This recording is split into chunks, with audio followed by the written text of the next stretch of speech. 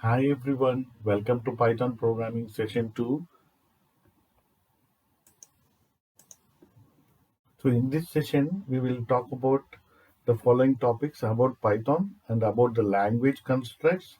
So Python interpreter, Python environment, simple Python program and options to run Python programs in the about Python section and language constructs of a Python program, commands, data types, basic data types, variables, values, Python output statement, Python input statement, Python printing with F-string. So we'll be covering Python 3.x. So you can download Python from python.org, install as per your operating system, add Python executable to your path so that Python is accessible from command line or terminal. So Python basically is a high-level interpreted language. So what it means is you write a Python program, you call the Python interpreter, that is Python 3 or Python executable.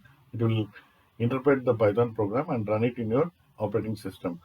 Usually compiled programs are taken as an entire program and compiled and converted into bytecode or compiled executables, while interpreted program is run by line and interpreted.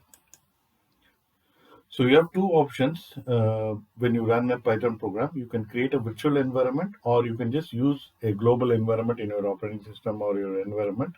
So global means you install Python common to everyone and you access that.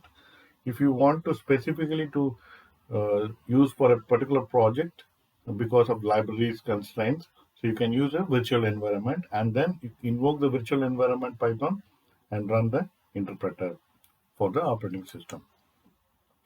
So Python can be installed on various operating systems like Windows. So please follow the installation guide as per your operating system. So once you install Python, you can just say Python hyphen version, which will tell you what version is installed and what Python is especially available in the path. For Mac, you can use Python 3 hyphen version or Unix.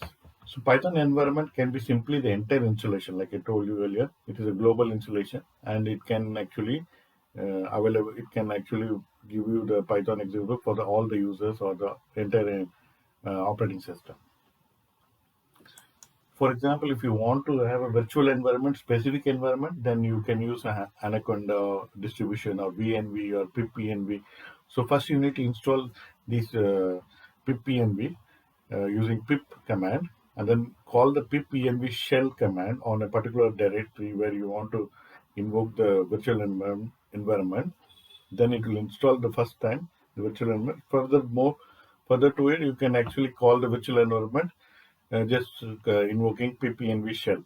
Okay, if you want to create VNV, it's another option to create a virtual environment. Python -m VNV. Here VNV is a virtual environment. You need to activate or deactivate once you are using the project context. Once you create a virtual environment, you can launch the code or Visual Code or any other IDE. I'm launching the VS Code from the command line on that particular directory. So once I open the VS Code, I can start writing a simple program. So this is our first program, Hello World program. Print built-in function is invoked, and you can print Hello World, and you can execute this program by calling the command line interpreter Python Hello World program.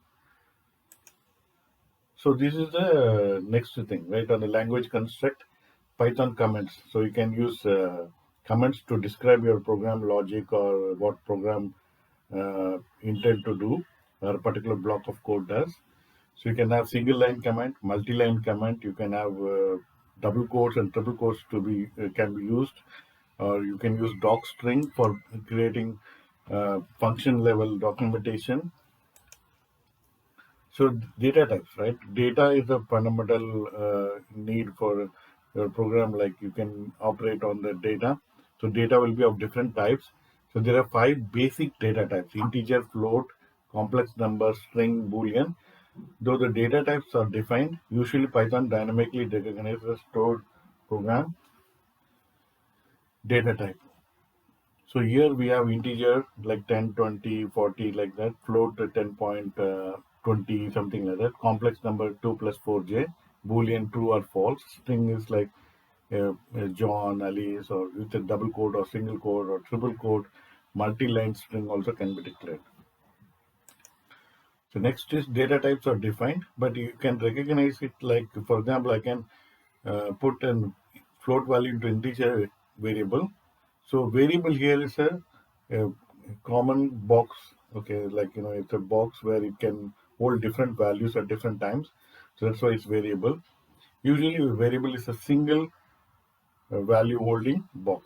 Okay, so when when you are having multiple values, it's called as collections. Variables are like boxes that store the specific data of specific data type. You can put one of the basic data type in the variables for storing, value, retrieving, and manipulating the data. Variables and values. Okay, so we need to declare the variables in a specific way. So there are basic rules. So the basic rules are like it should include letters, numbers, and underscores. It should not start with a number. It should not have spaces. Should be if variables are case sensitive. Variables names cannot be of the reserved keywords. uh, Descriptive names can be given. It can be used underscore for multi-word variable names. It avoids single character variable names except for this kind of looping statements. Constants can be declared in the uppercase. These are helpful rules and coding conventions. So we'll talk about Python output statement. It's a simple display statement to your display. You call the built-in function print and hello world. And Python input statement purpose is to receive the input from the device like keyboard and process that. You can additionally convert the data to a specific data type. So for example, you enter the name and you can add that name to the hello and print the name. If you want to get the age, you can actually get the age by the prompt and convert that into integer, and you can print that in the print statement. So Python for F string formatted string letters is used to embed the values and expressions for creating the required output. So here we have like some variables name and age, but I can print that in the same print built-in statement by using just F in the beginning of the code and giving the variable names with the curly braces or the set braces and pass that like fill in the blanks. It will just use the name and age and print the values of that.